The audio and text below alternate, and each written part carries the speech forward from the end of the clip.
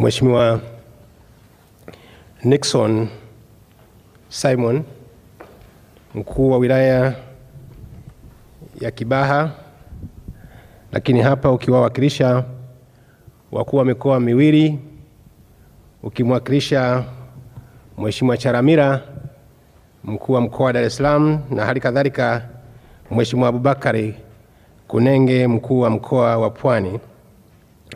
Naomba nitambue uwepo wa mwenyekiti wetu mpya wa CTI, maana wewe ni mpya sana na ubarikiwe sana, umepata upako si muda mrefu sana.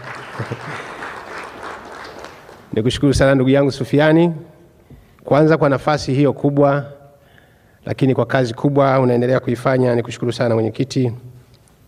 Lakini naomba nitambue uwepo wa dadangu, lakini hasa tukianza na mamangu, Mama Anne Makinda, aliyekuwa kamishna wetu, walikuwa kamisa wetu wa sensa ya watu na makazi ya mwaka 2022, lakini spika mstaafu, lakini waziri mstaafu. Ana vyeo vingi sana mama huyu, na ana maarifa mengi, na mimi siwezi kumsahau maishani mwangu. Ni watu wamenijenga sana. Nakumbuka tulipokuwa katika mkutano kule Mauritius, tulipokuwa kule mkutano Victoria Falls, nakumbuka kipindi kile tukiwa katika bunge la SADC, mama umenilea sana, nikushukuru sana. Lakini naomba nitambue uwepo wa dadangu Daktari Amina Msengwa, mtakwimu mkuu wa serikali, ofisi ya taifa ya takwimu, ambaye kama alivyosema mama, si mgeni, alikuwa kama mwenyekiti akisimamia taasisi hii kubwa, na usimamizi wake wakati huo wakishirikiana na makamisa wetu ya kihistoria ndani ya nchi yetu. Kwa hiyo dadangu Amina, nikupongeze sana. Sasa mwanzo ulikuwa sehemu ya usimamizi, sasa uko sehemu ya utendaji, na bahati nzuri Mheshimiwa Rais alifanya makusudi kwa kujua ubobezi wako na uelewa wako katika sehemu hiyo. Nikupongeze sana. Lakini naomba nitambue uwepo wa ndugu yangu Salum Kasim Ali, ambao ni mtakwimu mkuu wetu kule Zanzibar, na nikupongeze. Najua kipindi kile nanyi hamkulala sana kipindi kile kwa sensa ya watu na makazi, mlihangaika sana. Nikushukuru sana ndugu yangu Salum. Lakini naomba nitambue uwepo wa madasi wetu wawili. Tuna dasi wa Ubungo, nikushukuru sana. Lakini tuna dasi wa jiji la Ilala. Dasi wa nani? Hapana, nadhani nani? Dadangu Changwa ni mwakilishi wa Walasi, mkoa wetu wa Dar es Salaam. Niwashukuru sana. Lakini nitambue uwepo wa kurugenzi wetu wa taasisi na wakuu wa taasisi mbalimbali kama walivyotambulishwa hapa, lakini management za viwanda ambazo ziko nchini mwetu vinafanya kazi kubwa, wageni waalikwa. Lakini naomba nitambue vile management ya ofisi ya taifa ya takwimu ambao nao wamefanya kazi kubwa. Najua walikuwa wakihangaika, na hivi karibuni tulikuwa kule Iringa wakiendesha mafunzo takriban ya siku 12 kwa vijana wetu wa Kitanzania ambao wanaenda kufanya hii kazi kubwa. Lakini tambue wawakilishi ambao wengine wametumwa hapa kwa niaba ya makampuni na wawekezaji wetu, wanahabari wetu, mabibi na mabwana, asalamu alaykum. Jamhuri ya Muungano wa Tanzania. Ndugu zangu, kwanza ningelipenda kuchukua fursa hii kumshukuru sana Mwenyezi Mungu Mola, ambaye yeye ametukutanisha katika siku muhimu sana kama mtakwimu mkuu alivyoanza kusema, na kama kamisa wetu wa sensa ya watu na makazi ya mwaka 2022 alivyosema hapa. Lakini ndugu yangu Salum alizungumza vile, lakini Sufiani naye aligusa vile. Lakini anamwakilisha wakuu wa mikoa, naye alizungumza kwamba tumekutana hapa katika jambo kubwa sana la sensa ya uzalishaji wa viwanda. Ndugu zangu, nimshukuru Mungu kwa sababu leo imekuwa siku adhimu, lakini siku ya historia kubwa ambayo inawezekana ninyi wenzangu mtakuwa ni mashahidi. Jambo kama hili inawezekana halijawahi kufanyika katika miaka mingi ambayo sensa ya watu na makazi ilifanyika, lakini nadhani hapaja kutokea kwamba kukutana kwa pamoja kujadiliana wakati zoezi hili linataka kuanza. Kwa hiyo tumshukuru sana Mwenyezi Mungu. Lakini mshukuru sana Daktari Samia Suluhu Hassan, Rais wa Jamhuri ya Muungano wa Tanzania, kwa maelekezo yake na usimamizi wake mkubwa wa serikali yetu na nchi yetu, lakini akiwa ni kiongozi wetu mahiri wenye kutoa miongozo kusimamia rasilimali za nchi yetu, lakini kuleta mipango mwafaka kwa mustakabali wa taifa letu. Hakika Daktari Samia Suluhu Hassan kazi yake inakupimika, kwa sababu kila muda, kila eneo unaona matunda makubwa sana yakifanyika. Ndugu zangu, niwashukuru sana Ofisi ya Taifa ya Takwimu kwa kunialika katika jambo hili, kwa sababu ngeamua tu leo tunafanya workshop lakini kama mkutano, awareness meeting, mngeamua kufanya, lakini mkasema ni vyema niweze kuwepo. Kwa hiyo nawashukuru sana kwa ukarimu wenu, na ukarimu huu uendelee na mambo mengine. Hongereni sana, na hasa kazi yenu kubwa mnaendelea kuifanya, hongereni sana. Ndugu zangu, kama tulivyoelezwa, lengo kuu la mkutano huu ni kutoa hamasa, ni kuwakutanisha wawekezaji wa viwanda na kutoa hamasa katika kushiriki katika sensa ya uzalishaji viwanda ya mwaka wa rejea ya mwaka 2023. Ni mwaka 2023 kwa sababu sensa iliyopita ilikuwa ni mwaka 2013. Kwa hiyo sensa inayofuata ni mwaka 2023, lakini kwa sababu inafanyika mwaka 2025 ndio maana nasema rejea ya mwaka 2023. Nishukuru na niomba niwaambie kwamba sensa hii inafanyika kwa pande zote mbili za muungano, huku Tanzania bara na kule Zanzibar. Na watakwimu wetu wakuu hawa ndio watakuwa wachangishaji wakubwa sana kuhakikisha zoezi hili linakamilika vizuri. Jambo hili ambao nishukuru, sasa hivi karibuni tulikuwa na semina ya wadadisi na viongozi wasimamizi kule Iringa, ambayo ilidumu takriban kwa siku 12. Lengo lake kubwa ni kwamba kupata vijana mahiri wa Tanzania wazalendo ambao wataenda kuifanya kazi hii kubwa kwa manufaa mapana ya taifa letu. Nishukuru tena katika Ofisi ya Taifa ya Takwimu kwa zoezi lile kubwa liloendeshwa kule Iringa, ambao vijana wetu kwa kweli nilipopita pale nimewaona vijana wamekwiva kwa kazi kubwa yenye maslahi mapana katika taifa letu hili. Hivi karibuni kama mnavyokumbuka ni kwamba si muda mrefu tulikuwa katika zoezi kubwa la sensa ya watu na makazi, ambayo imekuwa ni sensa ya kihistoria katika nchi yetu. Sensa ambayo imekuwa yenye kujitosheleza. Watu wengi kutoka maeneo mbalimbali wameweza kuja kujifunza nchini mwetu kufanya sensa kidijitali, ambao hata matokeo yake yamepatikana kwa muda mfupi sana. Katika hili kukumbuka lile, niwaomba nimshukuru sana kamisa wetu Mama Ana Makinda, ambaye yeye na mwenzake walihangaika sana balozi kule kuhakikisha wanawafikia wananchi, wanawapatia elimu, lakini kutoa hamasa, ambao ndio maana tumepata sensa ya kihistoria, na matokeo yake yametoka kwa muda mfupi sana, ambao Mama Makinda tukushukuru sana. Lakini tushukuru Ofisi ya Taifa ya Takwimu kwa ile kazi kubwa wameifanya. Lakini sasa ndani ya kipindi kifupi tunakuja katika sensa ya uzalishaji viwanda. Sensa hii ni muhimu kwa mustakabali wa taifa letu. Ndugu zangu, kama mnavyofahamu, taifa lolote lazima liweze kuwa na takwimu sahihi katika maeneo mbalimbali. Kama nilivyosema, hivi karibuni tumepata takwimu kuhusu ya watu na makazi, ambao katika mipango yetu, sera zetu, ni mikakati yetu, tunakuwa na sehemu ya reference ya kuona jinsi gani tutapanga mipango yetu. Lakini sasa hivi katika sensa hii ya viwanda ni muhimu sana. Nchi mbalimbali duniani ambao zinajinasibu katika upande wa maendeleo lazima ziwe na takwimu katika maeneo mbalimbali. Lakini mataifa haya duniani yamegawanyika. Kuna mataifa yale ambayo yamebobea katika upande wa kilimo, lakini mataifa mengine yamebobea katika upande wa viwanda. Lakini kwa kiwango kikubwa sana katika mapinduzi mbalimbali ya viwanda maeneo mbalimbali duniani ndio sababisha nchi hizi kuwa kuitwa nchi zilizoendelea. Na ndio maana unaona kwamba nchi zilizoendelea ni kwamba ukiangalia upande wa viwanda wamewekeza zaidi, upande wa kilimo hata wakulima hata wakiwa wachache 4, 5 au 10, lakini wanaweza wakarisha nchi hiyo na kuirisha nchi zingine kwa ajili ya ubobezi wa teknolojia. Kwa hiyo viwanda, na sisi kama ukiangalia katika dira yetu ya mwaka 2025 ambayo inaelekeza kwamba nchi yetu kuwa katika nchi ya viwanda. Sasa sensa ya mwisho ilifanyika mwaka 2013 kama nilivyosema, ambayo ilikuwa na mafanikio makubwa, ambao katika sensa ile ilituonyesha kwamba tulikuwa na viwanda takriban 49,243 ambao vikigawanyika katika viwanda vidogo sana, viwanda vidogo, viwanda vya kati na viwanda vikubwa. Sasa kipindi kirefu kimefika, zaidi ya muongo mmoja. Tuna kila sababu kufanya sensa hii ya viwanda, ya uzalishaji wa viwanda. Lengo kubwa ni kuona nchi yetu sasa imefikia wapi katika mipango ya maendeleo. Na sensa hii ni muhimu sana, na hasa kuhakikisha katika utengenezaji wa sera zetu, mipango yetu ya maendeleo, na kuona wapi tunapokwenda. Na hasa vile kuangalia mchango wa viwanda katika uchumi wa taifa letu hili.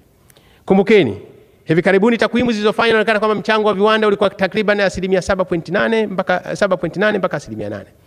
Eneo hili sasa, baada ya kufanya sensa hii za viwanda, tunaweza kuona mchango wa viwanda katika uchumi wetu, ambao ni muhimu sana tukifahamu Viwanda ndio fursa kubwa ya ajira katika nchi yetu. Nchi yoyote duniani, si Tanzania ama kokote, absorption capacity ya government inakuwa ni limited katika upande wa ajira. Eneo kubwa sana linategemewa katika upande wa viwanda. Na hili huwa ninasema kwamba takwimu sasa hivi zinatuonyesha vijana wetu wanaomaliza vyuo vikuu wako wengi. Serikali hii ya Tanzania, takwimu inakwambia mwaka 2021 vijana takriban 51,000 wakapanda karibu 64,000 na sasa hivi inakadiriwa karibu 67,000. Hao ni graduates wetu. Maana yake nini? Serikali haiwezi kuajiri wote hao. Na sio Tanzania, maana yake duniani kote. Eneo kubwa ni upande wa viwanda ambao utatoa fursa kubwa kwa ajili kutengeneza ajira kwa vijana waweze kupata ajira. Kwa hiyo tunapopata takwimu za uzalishaji viwanda zina maana kubwa sana kuangalia taifa letu linasonga vipi mbele katika mustakabali wa maendeleo yetu. Kwa hivyo ndio maana mwaka huu tunakuja na hii sensa ya uzalishaji wa viwanda ambayo ni muhimu sana kwa mustakabali wa taifa letu. Jambo la kwanza kuona kile tunachozalisha na idadi ya viwanda nchini mwetu, ambayo hii itatusaidia sana katika mustakabali wa maendeleo. Lakini hata kuangalia kwamba nchi yetu, kwa mfano, serikali inapopanga mipango yake, kwa mfano, leo hii tutajua mfano viwanda vya nondo viko nchini mwetu, uzalishaji wake, demand ya nchi yetu ikoje. Viwanda vya sukari viko vingapi, uzalishaji wake, demand. Ambayo hii itakuonyesha kwamba jinsi gani sera za kiserikali katika kusaidia kuchagiza viwanda ama kuprotect viwanda. Sensa hii itatusaidia. Je, kuna sababu baadhi ya bidhaa kuendelea kuimport tena? Je, kama tuna capacity kubwa ya kuzalisha baadhi ya bidhaa fulani, kwa nini tusitumie misingi mizuri ya kisera, kisheria na kikanuni kuvilinda viwanda vyetu? Ndio muhimu wa sensa hii ya viwanda. Ni muhimu sana. Kwa naomba niwaambie, kwa mfano nchi yetu demand ya sukari kwa mwaka ni tani 882,000. Brown sugar ambayo karibu ni tani 552,000. Na zile industrial sugar ni tani 250,000. Sasa tuangalie uzalishaji wa viwanda sasa hivi. Tukienda kufanya sensa hii tutakuja kuona hali ikoje katika viwanda. Je, kama Bagamoyo Sugar aliyopo ndugu yangu Sufiani, capacity yake ni tani 50,000. Kama Mtibwa Sugar, capacity yake ni tani 80,000. Kama Kagera Sugar, capacity yake ni tani 131,000. Kama Kilimanjaro Sugar, capacity yake ni tani 100,000. Kama Kilombero Sugar, sasa hivi kutokana na expansion, capacity yake inaenda mpaka tani 270,000. Acha viwanda vingine. Je, katika hali ya sasa, kwa safari tunaondoka nayo, je, tutakuwa na sababu ya kuimport sukari? Ndio hoja hiyo. Kama viwanda vya cement, demand yetu kwa nchi ni tani milioni 8. Lakini production yetu tumefika tani milioni 9. Kama uzalishaji wa clinker, demand ni tani milioni 6. Production yetu ni tani milioni 7.5 kwa sasa. Hizo manake kwa takwimu hizi tutapata itatusaidia kupanga mipango yetu. Je, kuna sababu baadhi ya bidhaa katika mipango ya kisera kusababisha kuzizuia zisije zikaingia ndani, kuja kuwa soko la bidhaa za ndani, kuja kuwa ajira za Watanzania? Kwa hiyo sensa hii ina maana kubwa sana kwa ndugu zangu wenye viwanda. Lakini vile vile tutaangalia upande wa promotion. Je, tunachozalisha tumekitangaza vya kutosha? Leo hii kama, manake ni maswali mengine yataweza kujibika. Leo hii kama kiwanda cha Kairuki kinaweza kuzalisha maji ya drip mpaka export katika nchi za SADC.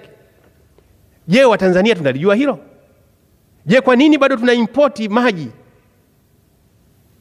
Nini kifanyike? Ndio hoja yenyewe hiyo. Je, takwimu zinatuonyesha tuna fursa ya masoko? Tuna fursa ya soko la Afrika Mashariki, tuna fursa ya soko la SADC. Lakini tuna fursa la soko la Afrika zaidi ya watu bilioni 1.3. Je, uzalishaji wetu wa viwanda tulipofikia kitakwimu, jinsi gani tunaweza kupata hizo fursa? Na hasa kubwa zaidi kuingiza pesa za kigeni. Kwa hiyo ndugu zangu, naomba niwaambie ni viwanda, sensa hii ni muhimu sana kujua status ya nchi yetu. Imani yangu kubwa katika zoezi hili ambao vijana wabobezi waliopata maarifa ya kutosha, waliopikwa na wakapikika, ninaamini huku viwandani tutawasaidia sana kuweza kwanza kuwakaribisha, lakini pili kuwapa taarifa. Tukumbuke sensa iliyopita ya mwaka 2013 tulikumbana na karibuni na changamoto 5 za msingi. Jambo la kwanza, maafisa wanaofanya ile zoezi wengine walizuiliwa kuingia vitandani. Hii ilikuwa ni miongoni mwa changamoto. Lakini jambo lingine, swala zima kutoa ushirikiano katika ujazaji wa fomu ilikuwa ni changamoto kubwa. Eneo lingine, kuchelewesha kujaza zile fomu, mwingine ameachiwa kashenea hairudi mpaka muda umepita. Eneo lingine ni kukataa kutoa kabisa, mfano taarifa zile audited financial statement ambazo ni muhimu sana kwa kuangalia uzalishaji wetu unaendaje katika upande wa viwanda.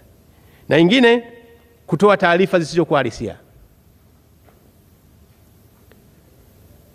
Sensa yoyote lazima ije na takwimu bora. Kwa hiyo hii ilikuwa ni miongoni mwa changamoto zilizobainisha katika sensa iliyopita, ambao wakati mwingine takwimu zimetoka sio halisia. Na hili ni changamoto hata katika kufanya makadirio ya mipango ya kisera, lakini ya kisheria. Kumbukeni kila mwaka kuna kitu kinaitwa finance bill, sheria ya fedha. Mswada wa sheria ya fedha unakuja bungeni unapitishwa. Lakini mswada ule mara nyingi sana una mambo mengi sana yanayohusu viwanda.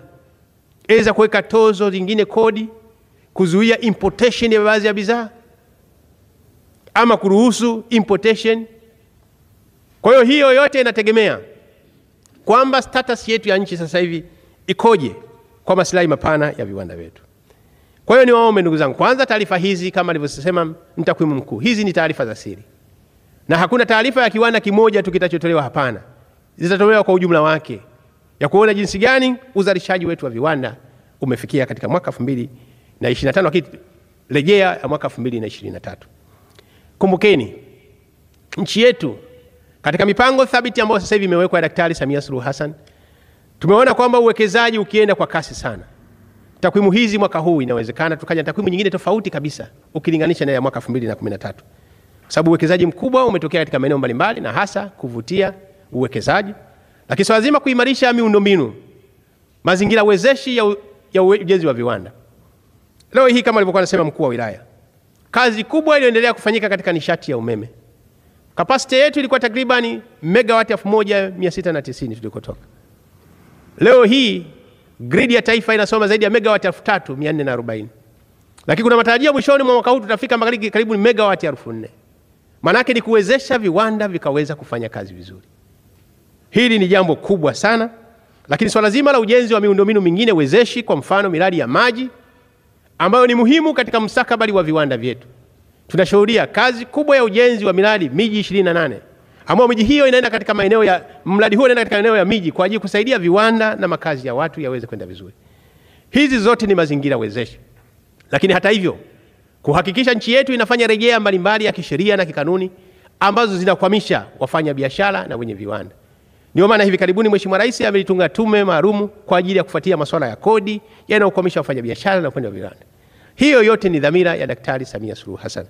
Lakini uwekezaji mkubwa unaweza kufanywa katika shirika la ndege, ambao ni shirika wezeshi kusaidia kwamba wafanya biashara wenye viwanda kwenda sehemu moja mpaka sehemu nyingine, kuwezesha utaratibu wa kuratibu na kusimamia viwanda vyao. Hii yote ni dhamira ya serikali ya Jamhuri ya Muungano wa Tanzania kwa kazi kubwa kuona kwamba nini ifanyike kuhakikisha tunasonga mbele. Na hivi karibuni ndugu zangu, kwa kufuatilia hayo, kuhakikisha kwamba wafanyakazi wa Tanzania wanasonga mbele, na naomba niseme kwamba niomba niwahakikishie kazi inaenda vizuri. Kazi inaenda vizuri. Na mimi nikiwa namsaidia Mheshimiwa Rais, ninajivunia kuona kwamba kipindi hichi tunaendesha sensa ya viwanda, uzalishaji wa viwanda, ni kipindi mwafaka ambao tunaenda kupata majibu halisi ya kazi kubwa iliyofanyika ndani ya kipindi hichi, na hususan kipindi hichi cha Daktari Samia Suluhu Hassan, ambao tunaona kwamba amefungua milango mingi ya uwekezaji nchini mwetu.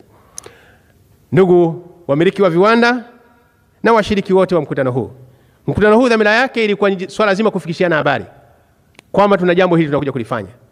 Imani yangu kubwa tutaenda kutoa ushirikiano wa kutosha kwa wadadisi na madodoso yatajazwa kwa wakati kusaidia nchi yetu.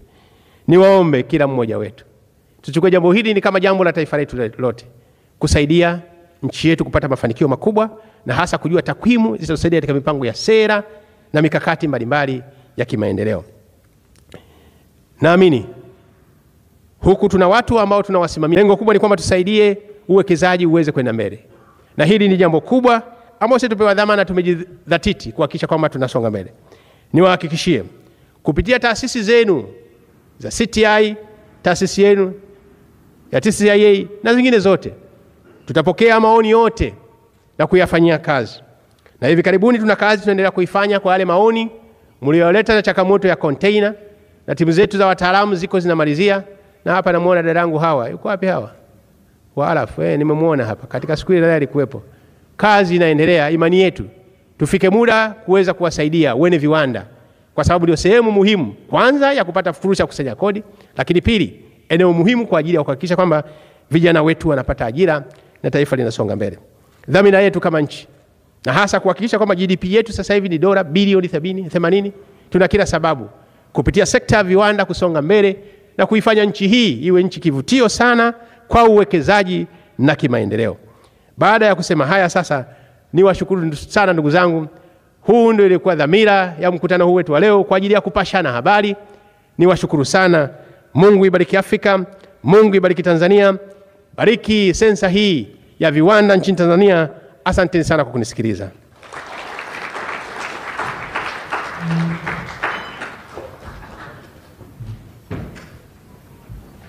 Asante sana Mheshimiwa Waziri wetu wa Viwanda na Biashara Dr. Selemani Jafo kwa hotuba yako hiyo nzuri, nasaha, maelekezo pamoja na ushauri. Nafikiri hapa tumefikia pazuri. Sasa tutakuwa na muda kama dakika 10 hivi ambazo kama kutokuwa na mtu ana maoni yote yale. Najua tumeshatoa maoni yetu na tunao utaratibu vile vile wa kutoa maoni, lakini kwa sababu tumekuwa hapa uso kwa uso, basi tutaweza kama kuna mtu ana swali moja mawili akajibu. Naomba wale watu wetu wa microphone pale watembeze, wakina Bupe na wengine. Microphone, mpatie microphone semaji kwanza. Ukitoa maoni yako ama chochote kile, basi ujitambulishe, jina lako, unatokea wapi, ili kusaidia kujibu maswali. Karibu.